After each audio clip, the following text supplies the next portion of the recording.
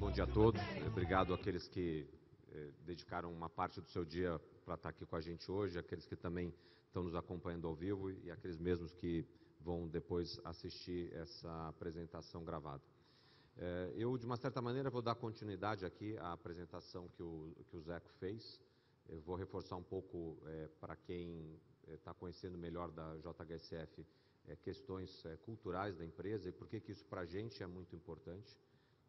É fruto dessa cultura que a gente conseguiu construir uma companhia que tem um diferencial operacional importante para atender o segmento de alta renda, e acho que o nosso papel no dia a dia na companhia é fazer com que haja um fortalecimento desses elementos culturais, porque é isso que vai também reforçando os diferenciais competitivos que nós temos enquanto empresa.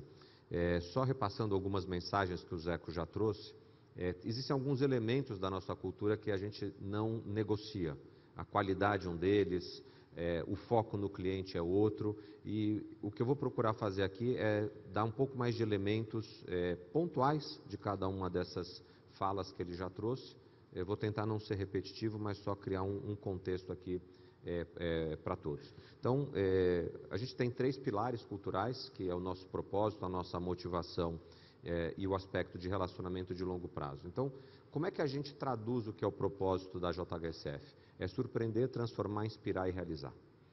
Se a gente quiser simplificar o entendimento do que é isso, como é que a gente olha para a família do nosso cliente e entende onde tem oportunidades da gente levar melhoria de qualidade de vida para essas famílias. Então, o nosso processo é sempre pensando nesse cliente, em como levar qualidade de vida para eles. O tempo nos mostrou que essa construção do relacionamento, ela está muito calcada na percepção da qualidade do que está sendo recebido. É um pressuposto de trabalhar dentro desse nicho que a gente consiga entregar todos os nossos produtos e todos os nossos serviços com muita excelência, com muita qualidade. Então, formar uma equipe que entende e que valoriza a execução em alto nível é também algo que a gente no dia a dia trabalha com as nossas equipes no sentido de reforçar a importância desse aspecto, porque é a percepção da qualidade que gera parte da satisfação que o cliente tem. E esse binômio da gente estar constantemente procurando entregar soluções de vida e, ao mesmo tempo, com uma percepção alta de qualidade, que faz com que o relacionamento ele se sustente. Então, a própria sustentabilidade desse movimento aqui, ela é ancorada no longo prazo. Então, quando a gente fala dos negócios que a empresa tem hoje, daqueles que ela quer ter também para o futuro, tudo isso aqui tem sempre uma visão que ela vai além de um trimestre, ela vai além do lançamento de um produto. Então, a gente olha o ciclo praticamente de vida, não só de uma geração, mas às vezes de mais do que uma geração. Então, não é incomum em diversos dos empreendimentos que a gente ter primeira, segunda, terceira geração participando daquilo. Então, quando a gente olha e vê essa materialização, acho que reforça esse nosso sentimento de que olhar ao longo prazo ele é muito importante. Então, a palavra cliente no nosso dia a dia, ela é uma palavra forte, ela é uma palavra de prioridade e é um dos elementos que a gente não vai abrir mão quando está pensando naquilo que faz no dia a dia. Para quem a gente está trabalhando no final de cada processo que a gente está. Então, se a gente se pergunta o que eu estou fazendo é bom para o cliente e a resposta é afirmativa, a gente vai andar na direção correta. Se a gente tem dúvida com relação a isso, aquele não é o caminho melhor para ser percorrido. Nessa construção do relacionamento com o cliente, a inovação e a criatividade é importante. Se eu fosse aqui tentar simplificar isso, a gente, se fosse um mágico, não consegue surpreender 2 vezes a mesma plateia com a mesma mágica. Então, o nosso processo de criação, ele tem que estar constantemente entendendo o que existe de possibilidade de aprimorar aquilo que já existe sendo feito ou aquele passo além que precisa ser dado para que aquele impacto de realização ele de fato aconteça. Ao mesmo tempo que a gente está fazendo todo esse processo, e esse processo ele é muito ancorado com pesquisa, então a nossa equipe é uma equipe que viaja muito. Ela viaja para entender o que está acontecendo em outros países do mundo, em outras regiões, e absorver esse conhecimento e traduzir isso em experiências para os nossos clientes. Então, paralelo a esse processo todo, a gente também se questiona, dado que a gente trabalha em mercados que são de elementos tradicionais, como a gente traz modernidade para a relação do cliente com aqueles elementos mais tradicionais. Então, por exemplo, recentemente, ou instantes atrás, o Zeco fez um comentário sobre o nosso olhar para o mercado de casas de locação como uma oportunidade de negócio para a companhia. Quando a gente olhou esse mercado, isso é um mercado absolutamente tradicional. O que a gente trouxe de elemento inovador? A agregação de serviços e um padrão de qualidade mais alto para aquilo que vai ser entregue para o cliente. Qual foi o resultado disso tudo? Todas as casas que a gente fez até agora estão alugadas. Então, a gente criou um produto que encontrou uma demanda não atendida e a gente está vendo ali uma via de crescer um pouco a participação de negócios de propriedade para a companhia no médio e no longo prazo, e daqui a pouco eu vou estender um pouquinho mais esse elemento, mas eu só queria aqui amarrar na questão cultural. Do ponto de vista de comprometimento com resultados, a gente é uma equipe de 4.000 pessoas, uma equipe que a gente está com eles todos os dias, com um espírito de acordar cedo, de dormir tarde. A gente tem uma cabeça de só descansar na hora que o trabalho está feito, e a gente tem a honra, o privilégio de ter negócios que operam 24 horas por dia, como é, por exemplo, a parte de hospitalidade. Os restaurantes fecham por volta da meia-noite, os shoppings já estão abertos às 10 horas da manhã, o que significa que por volta das 6 horas começa o movimento de preparar o shopping para abrir às 10. Então, a gente praticamente tem uma operação que ela gira 24 horas por dia. Os nossos momentos de pico são os momentos de lazer, de recreação dos nossos clientes. Então, a gente tem que ter um nível de atenção e comprometimento com essa entrega de resultados que ele é muito alto. O bom disso tudo é que tem pessoas, essas 4.000 pessoas, elas curtem esse estilo, elas se sentem motivadas por levar qualidade e excelência. Volto a fazer referência aqui no elemento de qualidade e excelência. Só que os resultados que a gente hoje mede e que nós somos medidos, eles não são apenas os resultados operacionais. Todos os executivos da companhia têm de 10% a 15% do seu resultado hoje medido por métricas de ESG. Então, daqui a pouquinho a gente vai falar o que nós assumimos de compromisso de ESG no ano passado, como a gente está avançando também na entrega desses elementos. E por que a gente trouxe ESG para fazer parte da mensuração de resultados? Porque é um compromisso que a gente assumiu, a gente entende que isso aqui é uma jornada longa que tem pela frente e a gente precisa se medir constantemente com relação ao atingimento desses resultados. E por fim, não menos importante, acho que toda a construção que a gente tem de diversidade, ela tem nos ensinado ao longo de 50 anos a composição de soluções sempre mais completas, quanto mais pontos de vista a gente traz para discutir um problema ou uma temática. Então, a gente não só valoriza a questão da diversidade, como a gente também se posiciona contrário àqueles que não respeitam a diversidade, porque para a gente a diversidade faz parte desse nosso elemento cultural e a gente acredita que ela inclusive fortalece a nossa sustentabilidade por conta de todos os diferenciais advindos dessa experiência mais integrada que a gente consegue trazer para a companhia. Por isso a gente fecha aqui essa questão cultural, dizendo assim, a gente é uma empresa única e muito focada nos clientes especiais. Então daqui também o nosso JHSF, Negócios Únicos para clientes especiais.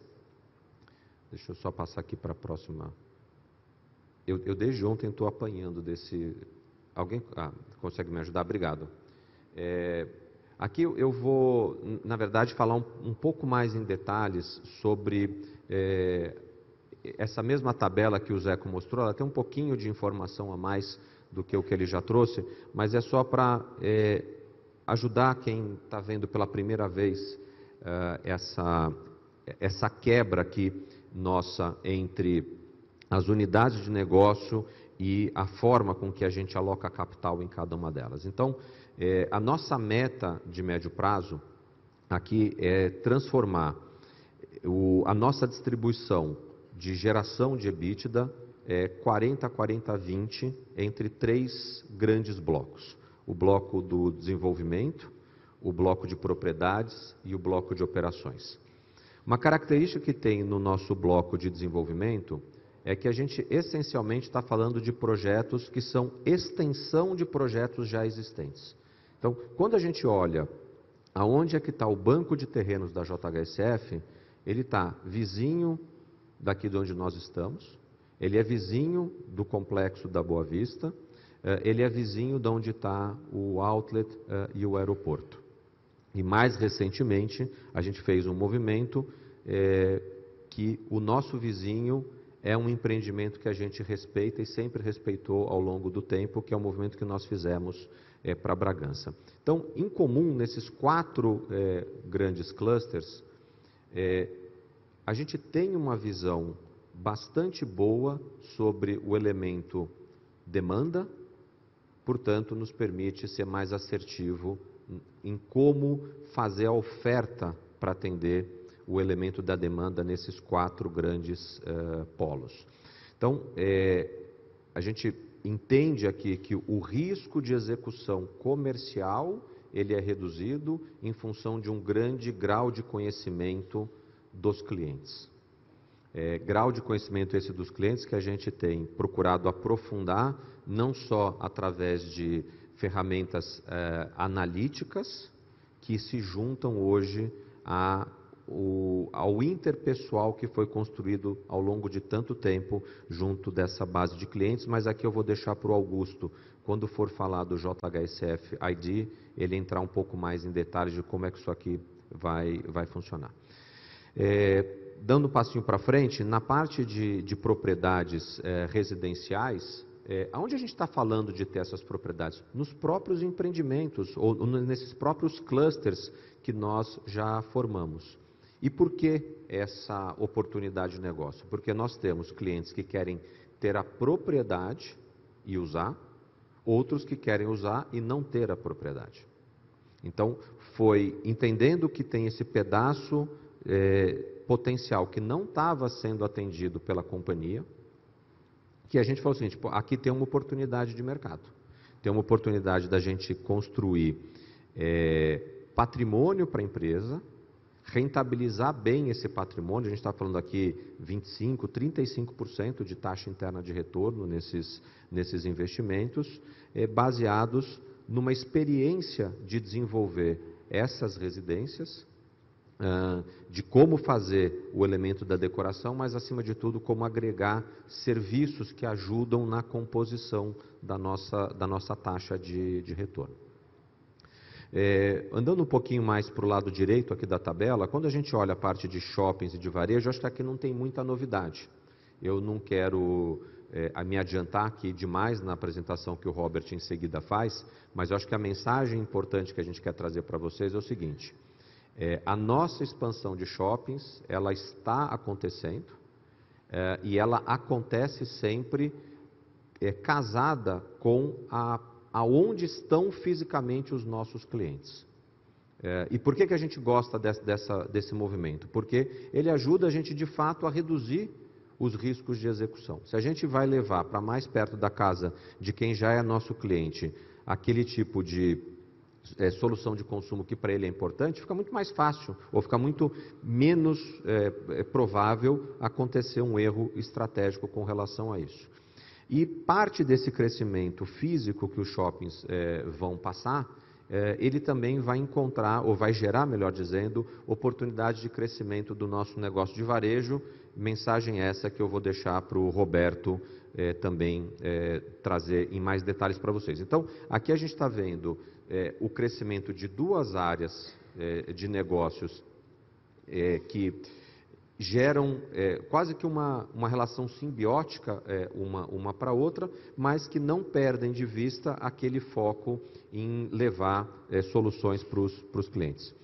Em hospitalidade e gastronomia, eu acho que, além das oportunidades que a gente tem aqui no Brasil, que tem mais um hotel para abrir em São Paulo, tem um hotel que a gente está bem avançado para fazer na região sul, tem hotéis que já estão contratados, inclusive fora do Brasil.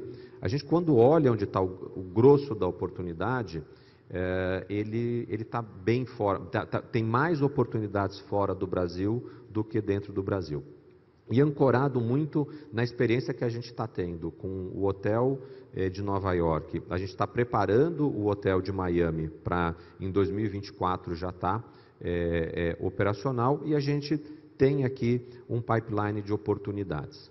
Quando a gente olha como crescer essa unidade de negócios, a gente tem uma certeza: não dá para crescer isso única e exclusivamente baseado em investimento de capital próprio em hotéis. Então, um equilíbrio entre ser puramente gestor, ser investidor minoritário ou eventualmente até ser investidor controlador de uma ou outra propriedade vai ser um elemento importante de sustentar essa etapa aqui de crescimento. E quando a gente fala de ser controlador, o controlador pode ser através do bolso de co-investidores ou através do nosso bolso. Então, para esse bolso de co-investidores, é onde entra o papel da Capital como um grande catalisador de interesses de investidores em participar dentro desses projetos, organizar esse capital, a governança desse capital conosco e fazer o co-investimento para essa etapa de expansão. Praticamente toda a expansão de um novo hotel, ela gera, no mínimo, a oportunidade de mais um restaurante. Eu digo no mínimo porque vão ter situações, vão ter cidades que, além de uma atividade de alimentação e bebidas dentro do hotel, ele vai gerar uma oportunidade de um restaurante fora do hotel. Então, isso vai gerar também um crescimento dessa parte dos restaurantes. Então, quando a gente olha para frente, a gente vê o crescimento vindo essencialmente dessa etapa de internacionalização. Fala um pouquinho do aeroporto. O aeroporto, há 3 anos atrás, ele nem estava inaugurado. A gente inaugurou no dia 16 de dezembro de 2019. Hoje já é o maior aeroporto no Brasil em termos de frota angarada de aviação executiva. A gente já tem mais de 50% de market share nos aviões executivos de porte grande, e agora tem um trabalho que o Rony está liderando de como crescer nos aviões de médio e pequeno porte, esse negócio do aeroporto. E acho que fruto daquilo que a gente está fazendo em termos de atendimento, de qualidade de atendimento, modelo de negócio, tem surgido algumas oportunidades da gente ser gestor de outros aeroportos. Então, quando a gente colocou aqui uma meta de crescimento para o aeroporto, a gente colocou não só para o aeroporto Catarina do jeito que ele é hoje, como também eventuais oportunidades aí de operar aeroportos de terceiros, o que geraria para a gente um incremento de receita sem a necessidade de aportar capital. E já que eu falei de capital, vamos falar aqui da Capital. Através das taxas de administração dos fundos geridos da Capital, a gente quer também uma contribuição no final desse ciclo de um negócio que ele não é demandador de capital, mas ele é gerador de FIIs. Então, com essa matriz aqui que nós fizemos, a gente olha a empresa para um futuro de médio prazo com uma distribuição de cerca de 40% do nosso resultado operacional ou do nosso EBITDA vindo da parte de desenvolvimento, 40% da parte de propriedades, que, portanto, ele passa por a gente crescer o negócio de shopping center expandir esse conceito de residências para locação. A gente tem um elemento novo que eu já estava quase esquecendo de comentar deles, que são os clubes. Tá? Então, os clubes são propriedade da companhia, a gente faz o investimento de capital e a gente tira um retorno desse investimento de capital via venda de memberships, como a gente chama, e ao mesmo tempo tem um retorno operacional da própria anuidade que cada participante desses clubes traz para a gente. Então, só para retomar aqui, propriedades, então, são as residências, são os clubes, é o crescimento que a gente tem já mapeado dos shopping centers, e aqui eu também quero estender um pouquinho mais de shopping centers, só para deixar clara a mensagem. Os projetos que a gente está falando de shopping centers são projetos que a gente conversa com vocês há 3, 4, 5 anos. Então, a gente está executando de maneira continuada um planejamento de longo prazo, como essa unidade de negócios aqui demanda. Tá? E por fim, vem um pedaço desse crescimento de propriedades através da base hoteleira, e aqui base hoteleira seguindo aquela lógica de ou investimentos minoritários ou eventualmente investimentos majoritários, e dos majoritários a gente está olhando muito mais em projetos conjugados com a companhia, e por fim o próprio negócio do aeroporto. E na parte de gestão, essencialmente aqui a gestão do varejo, a gestão dos restaurantes, a própria gestão hoteleira e a gestão da capital. Então, essa transformação é o que hoje tem guiado muito a gente do ponto de vista de tomada de decisão interno para a gente preparar a empresa para essa distribuição aqui no médio prazo. Com isso aqui, eu queria fazer uma transição agora para falar um pouquinho para vocês sobre os avanços que a gente teve em sustentabilidade, mas antes disso eu quero só trazer um contexto. Há cerca de 3 anos, quando a gente começou um processo de redesenhar a composição do Conselho de Administração, nós elencamos 4 grandes temas que deveriam nortear a formação do Conselho à luz da experiência dos conselheiros que nós deveremos convidar para fazer parte desse novo Conselho de Administração. E o item sustentabilidade, ou ESG, ele surgiu naquele momento como uma das áreas que a gente queria investir um pouco mais, sabia que tinha aspectos que podiam melhorar dentro da companhia, assim como 3 outros elementos, que era a digitalização, a parte de gestão de estrutura de capital e a parte de gestão de riscos. Então, esse movimento lá de 2019, que começa em 2019, ele ganha corpo em 2020. No ano passado, em 2021, a gente apresentou, nesse mesmo evento, esses 6 compromissos aqui que a empresa como um todo assumiu, e acho que cabe passar rapidamente com cada um de vocês aqui quais foram as entregas ao longo agora do ano de 2022.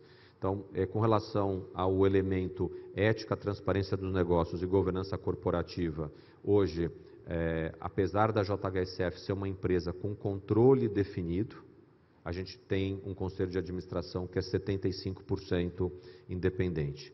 Esses conselheiros independentes, todos eles trouxeram, no mínimo, uma experiência daqueles 4 elementos de experiência que nós queríamos para a companhia, e hoje todos participam dos comitês de assessoramento. Todos os comitês de assessoramento têm, no mínimo, o controle do comitê de assessoramento sendo independente.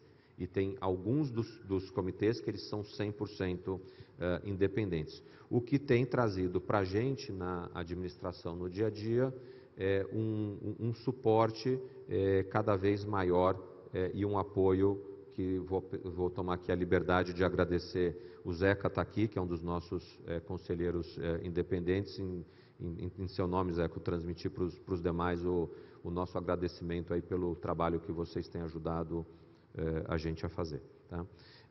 E por fim, também a gente hoje faz parte de dois grandes movimentos, do MCSI e também da S&P, naquilo que são os relatórios de rating. O que, by the way, quero dividir com vocês, nas duas avaliações do ano passado para esse, nós tivemos progressões, sendo que numa delas a gente dobrou a nossa pontuação de um ano para o outro. Então, esse é um trabalho que a Karine, que está aqui com a gente, a Mara e a Paola, tem liderado internamente. Então, fica aqui também uma mensagem de agradecimento para as três. O segundo compromisso era a questão de água, resíduos e eficiência energética. Então, o que a gente fez desde então? A gente começou um processo de aquisição de energia limpa. Não sei se todos aqui têm lembrança, mas uma das unidades de negócio que a gente tem na JHSF, ela faz comercialização de energia. Então, a gente foi procurar mais fornecimento de energia limpa do que de energia não limpa.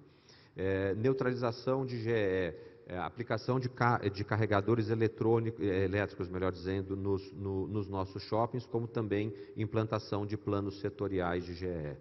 Então, aqui a gente ainda tem bastante coisa para fazer, o trabalho já está bastante estruturado em algumas das frentes, em outras já tem entrega principalmente nessa parte de carros elétricos. Então, novos imóveis estão sendo entregues com carregadores, os shoppings equipados com carregadores para carros elétricos, e isso acho que faz parte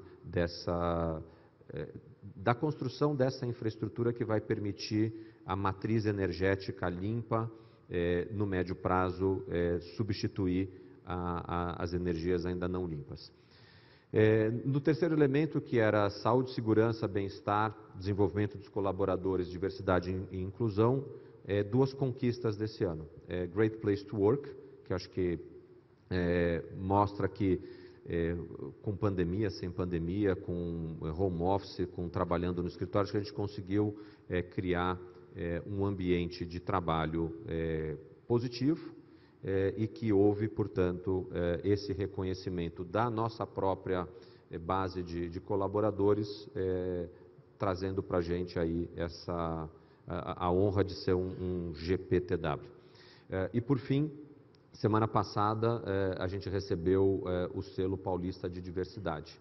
Então, para uma companhia que tem na sua cultura o elemento da diversidade, esse daqui é um reconhecimento que para a gente vem com naturalidade e que eu acho que a gente tem que expandir cada vez mais esse diálogo com relação a dizer por que a diversidade é positiva. Muita gente vê o lado negativo da diversidade, a gente consegue ver e valorizar o lado positivo da diversidade.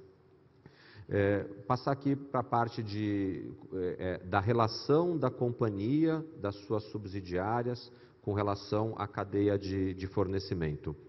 Também um trabalho grande feito, vamos só lembrar, a cadeia de fornecimento de um restaurante pouco tem a ver com a cadeia de fornecimento do aeroporto, que pouco tem a ver com a cadeia de fornecimento de negócios imobiliários. Então, fazer todo esse trabalho, dada a diversidade de negócios que a gente tem, demanda um tempo, mas acho que as linhas mestres, elas estão muito claras e muito definidas aqui, para que a gente entre numa fase agora menos de estruturação e mais de execução com relação a esse lado. Eu vou trocar aqui só para não ficar bloqueando. Com relação à parte de engajamento e desenvolvimento de comunidades de entorno, eu acho que a cultura da empresa, há muitos anos, ela já pratica esse tipo de elemento. Só que vizinho da gente tem uma comunidade, a gente é presente na comunidade, a comunidade é presente nos nossos empreendimentos, e essa visão de que todo mundo crescer junto, ela é positiva, é o que sustenta esse movimento que a gente está fazendo. Ontem a gente teve o evento aqui de líderes e eu usei uma informação que eu vou dividir com vocês. No ano passado, o município de Porto Feliz, que é onde fica a Fazenda Boa Vista, teve 80% da arrecadação dos impostos baseados na Fazenda Boa Vista. O que isso representa? É que para a comunidade que depende dos serviços públicos em Porto Feliz, está havendo uma melhoria de arrecadação, uma melhoria dos serviços que estão sendo ali prestados. Não obstante isso, tanto os moradores quanto a JHSF têm feito doações para hospital e para outros pedaços dos serviços públicos, no sentido de melhorar aquilo que está sendo oferecido. A cadeia de fornecimento hoje que trabalha naquela região, ela inexistia há 10 anos atrás. E hoje muitos dos serviços e dos fornecimentos de materiais estão saindo ali da região de Sorocaba. Então isso para a gente é causar um impacto positivo na comunidade, e a gente hoje já percebe até vários daqueles prestadores de serviços começando a fazer trabalhos em São Paulo, suprindo aqui uma oportunidade que cada um deles encontrou para o seu negócio. E acho que por fim só, a parte de construção sustentável, uso de solo, a gente está usando aqui uma metodologia de Smart Cities. Esse aqui é um trabalho um pouco mais de longo prazo, mas também a gente está estruturando aqui. A Paola está por aí? Tá. Paula, obrigado aí pelo trabalho que você tem ajudado a liderar no dia a dia. Eu estou falando em seu nome, mas sei que tem um monte de gente aí que também está te apoiando, tá? Então, acho que obrigado aí por esse elemento. Bom, pessoal, acho que o que eu tinha trazido em termos de apresentação era isso. Eu vou passar aqui a sequência da apresentação para a Patrícia. Obrigado.